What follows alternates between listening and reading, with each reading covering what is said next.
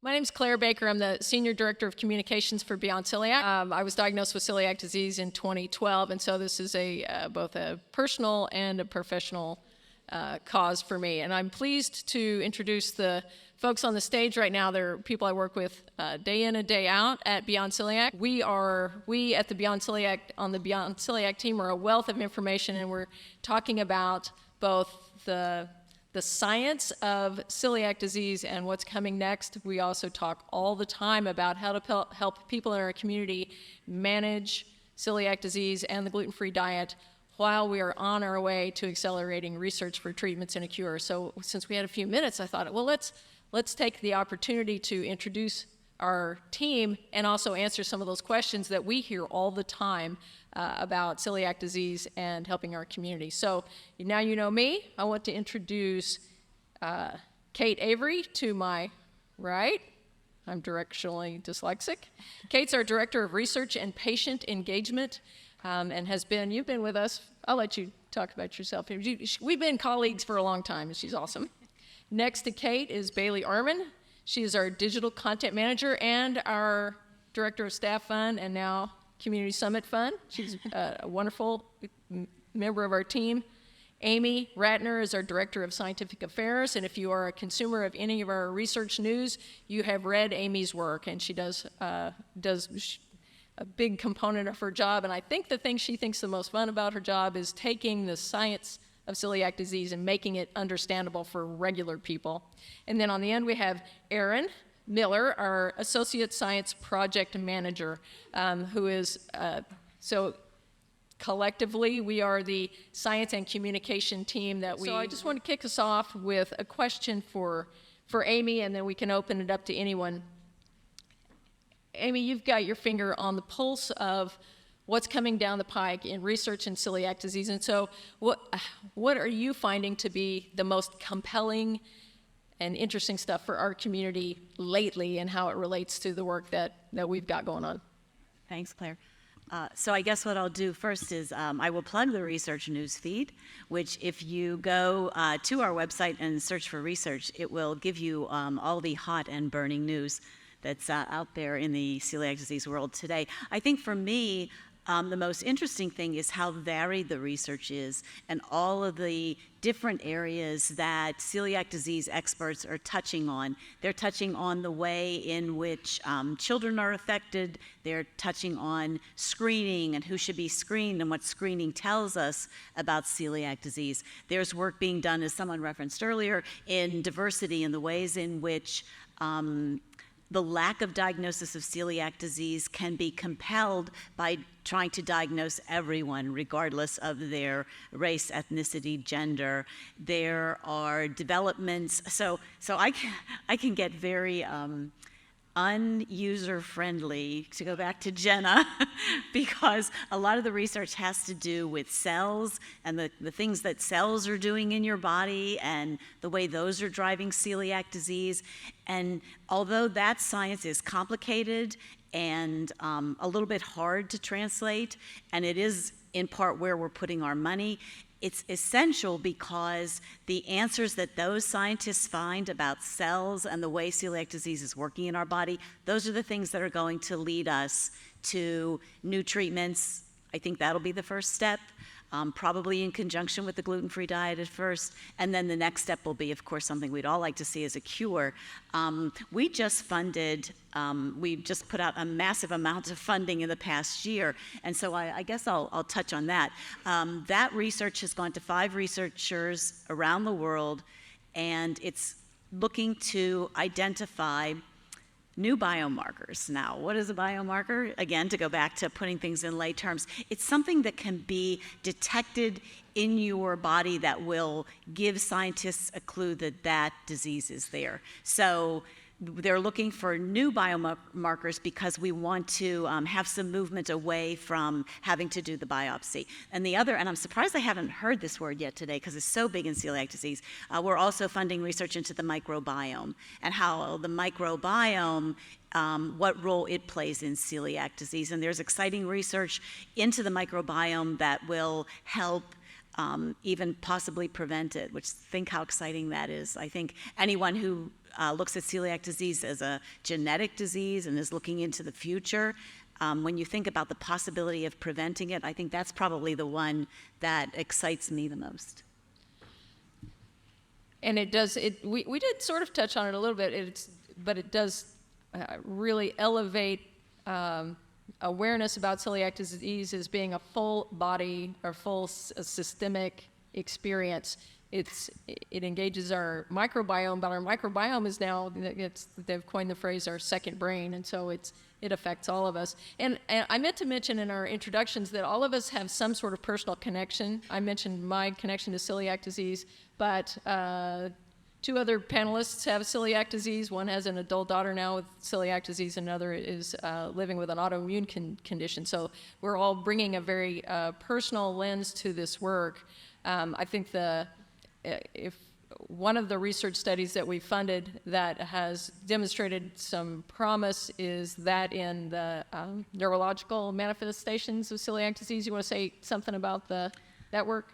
Yes, so we are working with researchers at Sheffield University, and they're looking at the connection between celiac disease and the brain. And what's really exciting about that is that they're looking at MRI images, and so they can see they can potentially see what kind of effect that celiac disease is actually having on the brain. So it becomes hard and fast evidence, and it's very exciting. It's still in process. And we are likely to hear a lot about this research once every 2 years, there's a huge international gathering of celiac disease scientists from around the world. And we expect that we'll hear a lot from those researchers. It's being held in Sheffield, England, and that's where they're based, which I guess also gives you a picture that we do fund research all around the world. I think that'll have some really, I think, hard and fast outcomes that we can kind of learn a lot from. Well, they found that it affects the white matter of the brain, right? Mm-hmm. And now they're going to look into whether or not the gluten-free diet can stop that damage. The gluten-free diet can. At this point, what they're looking at is how the relationship between the two. Yeah. Oh. So the work that we've done, and that work is funded by Beyond Celiac and has been published. There are several of us who have participated in research that Beyond Celiac, original research from Beyond Celiac, that includes Erin, Kate, and me, and Maria. She's also on some papers. Erin, I wanted to ask you what you worked most closely on that one paper. Will you tell us about the one you worked on with Columbia fellow? Yeah, so I myself and Amy worked on a paper that is coming out soon with a fellow from Columbia, and we were looking at data that we pulled from a partnership with the National Minority Quality Forum. This partnership that we formed, we created what we call the Celiac Index.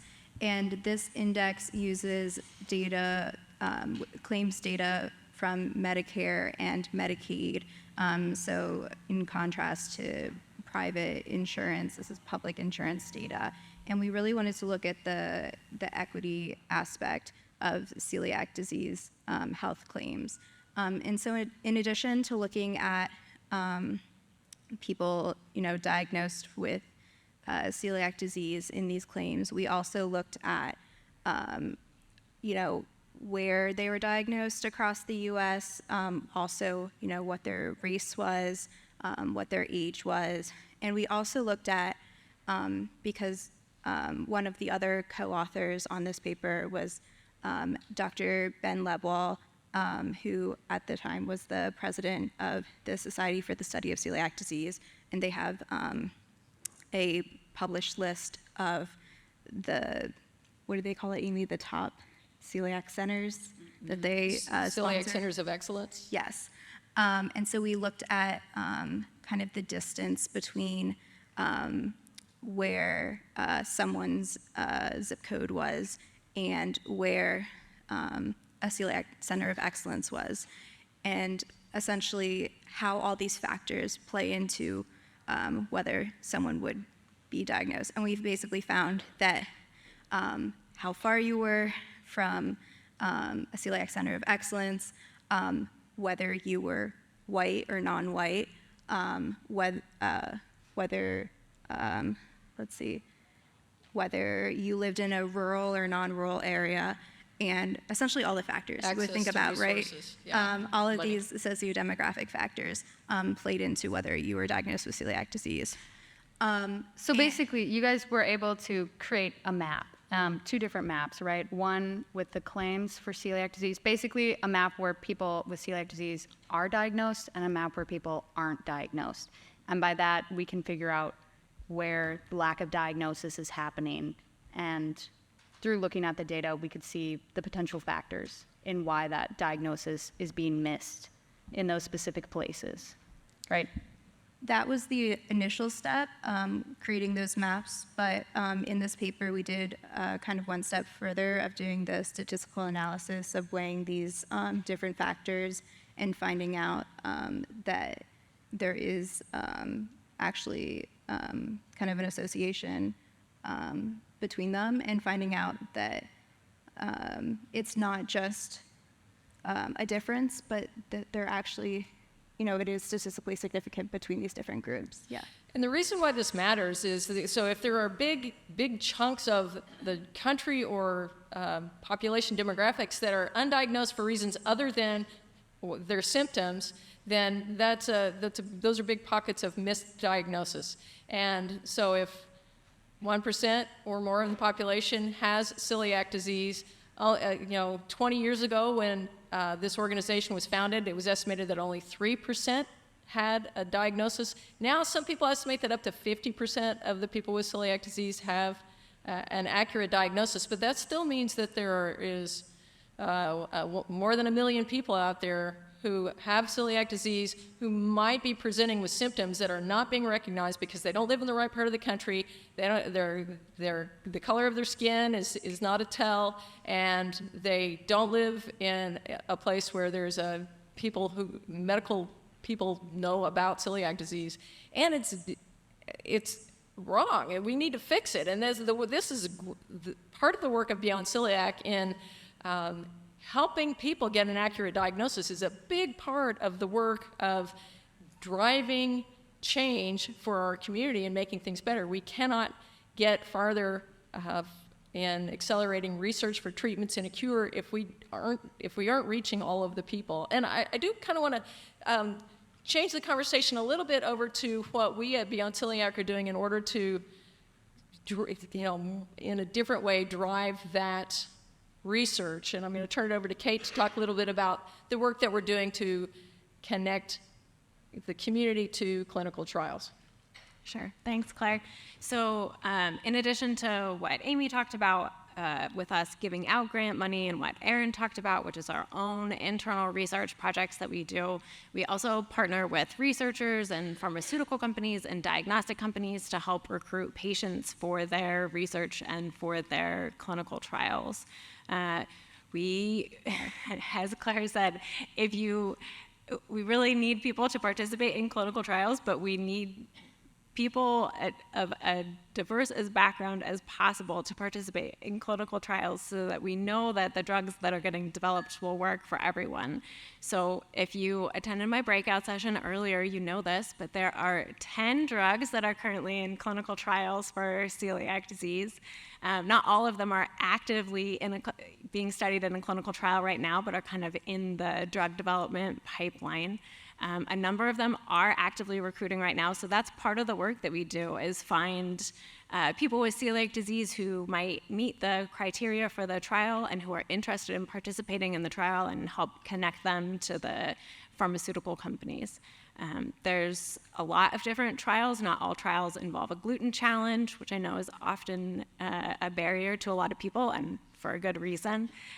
So if you are already signed up for Beyond Celiac emails, you probably see my name in your inbox on a pretty regular basis with clinical trial announcements, but we also post them on social media, on our website. We have a clinical trials finder on our website that walks you through different questions about what you're looking for in a trial and where you live, and helps find a trial that matches all of the criteria that you're interested in. I think one of the ways also that you can help push research forward, and that we're helping to push research forward that's not a clinical trial, is our patient registry, Go Beyond Celiac. And you can get there at go.beyondceliac.org. But there we're collecting patient experiences of celiac disease. And the questionnaires in Go Beyond Celiac walk you through your entire celiac disease journey, from your life before, during, and after diagnosis, all the symptoms that you have, and then also about your interest in clinical trials. And it's a way for us to capture the breadth of patient experiences, because that's really important for researchers to understand what patients with celiac disease are really experiencing, so that they can understand what actually goes on. We tell this story a lot as an organization, but for a long time, researchers thought that you couldn't experience celiac disease symptoms until at least like 5 or 6 hours after you had eaten gluten. And we helped to conduct a survey of our audience, and people said, no, I can, I know 20 minutes after I've eaten gluten if I've eaten gluten. It's not true for everyone, but definitely true for some people. And us helping to collect that research and helping researchers to understand what the experience was changed their understanding of the immune system's response in celiac disease. So sharing your story, sharing your experiences, participating in research even outside of clinical trials is so important to helping researchers understand celiac disease. As we heard earlier in my AMA panel, doctors don't totally understand celiac disease, and they can't read patient minds. So sharing this data and collecting this data and sharing it with others is one of the ways that we're working to make sure that celiac disease is really understood. And we do engage with our community. This community summit is awesome. We get to see people in real life here in the room. We have Go Beyond Celiac, which is an online platform where people get to tell us, you get to tell us your story in your words before, during, and after diagnosis. And we also have a rich, engaged community on social media. And Bailey, I'm going to put you on the spot a little bit. So some of the things we know about celiac disease, like everybody in the room, pretzels, the gluten-free pretzels are kind of better than the other ones. They're crispier, they're nicer, right? And we all have this collective understanding. We know what's right, but the world out there doesn't. Bailey, are there things that you've seen coming in?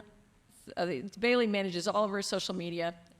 She's, if you ever DM'd, she probably is the one who answered you. We knew long before doctors recognized that we could react to gluten within 20 minutes, because our community all told us that. What do you see themes emerging on social media about that sort of thing that are going to become part of the known facts about celiac disease in the future? Not to peddle in misinformation, but do you see trends out there, things that you see again and again that aren't addressed elsewhere? I think what people are pretty interested in is they actually ask really great questions for research.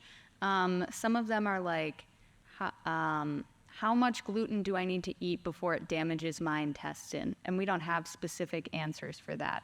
Or they ask about like avenine sensitivity, which is the part of oats that a very small percentage of people with celiac react to. So that would be really interesting to look into. Those are the great. I remember when I got diagnosed, that was like, oats, what's the deal? And I couldn't. The best answer I got was actually from the Beyond Celiac website, which is there is not a consensus among the medical community. It is our suggestion you lay off oats for 6 months or a year, but have this be in a conversation with your doctor. I'm like, oh, I have a plan. It's sort of like I need to know what to eat. You get diagnosed. I need to know can I eat this? Can I not eat this? Safe, not safe. How long? Not how long. Is it gone forever? What do I need to do? So. I will also say a lot of people bring up symptoms that I initially am like, I don't think that has any connection to celiac disease. And then I do a little bit of research, and there's a few studies on it, but not a lot. So for example, seizures. I've had a few people ask about seizures, and I went and did some digging, and there's a few research articles dating all the way back to like 1979 about how patients experienced a bunch of seizures and the medication wasn't working, and then they were diagnosed with celiac disease, they went gluten-free, and then their seizures disappeared. And so that's why I'm particularly interested in the research coming out of Sheffield's that's looking into the MRI brain imaging studies and seeing if that has any connection to these patients who experience seizures as one of their symptoms. I think non-GI symptoms of celiac disease is another place where our community has really helped us to raise awareness and brought those issues to our attention. You know, for so long, celiac disease was thought of as primarily a GI condition, and if you didn't have abdominal pain or diarrhea or constipation or something like that, you were kind of dismissed. But as we've learned and as we've done our own research, there's a lot of non-GI symptoms of celiac disease. And we've done some research specifically into brain fog, but also headaches come up a lot, and other things like that. And one area that we have discussed on staff that is under discussed, maybe under researched, is DH, dermatitis herpetiformis. Who here? Anybody here? It's horrible, and I'm sorry. I'm sorry you had that. I hope you feel much better, and I hope you're not itchy. It sounds dreadful. I never suffered with it, but for the people in our community that live with a skin manifestation of celiac disease, it is really, really in need of some more effective, speedier treatments, in my opinion. It was. Can I say a little Sure. fact about Take it?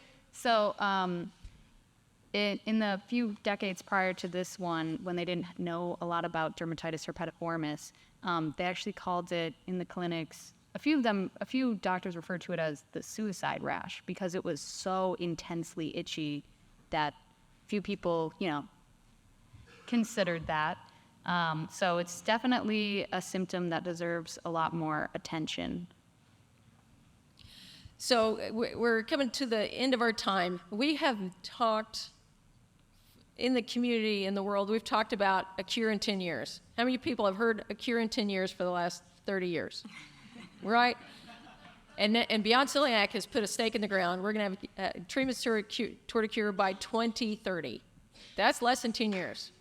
And we believe it. We're not just smoking. We're just like, because of the participation of our community in clinical trials, because there are enough different types of models of how these companies are going at trying to solve the problem. We've got a lot of, if you're a hockey person, and I'm not, but the term lots of shots on goal, the more we can work with the science that's out there and can engage and participate in those clinical trials, the faster we're going to get there. So I'm very confident that we are going to be able to come together and celebrate in my lifetime, and that's very exciting.